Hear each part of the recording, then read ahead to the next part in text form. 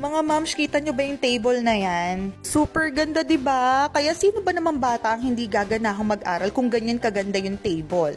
O, ito nga pala, yung Sweet Kids Students Table and Chair Set ST340. O, 'di ba ang bongga? Super ganda neto sa personal, mga moms.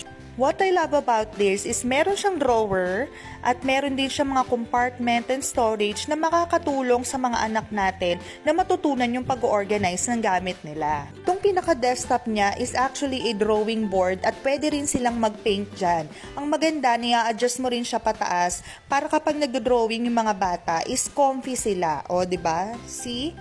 But wait, there's more, mga moms, kasi itong table na to, pwede siyang i-adjust pataas or pababa, depende na lang sa height or sa preference ng anak mo. It also comes nga pala with a cute tablet or book stand.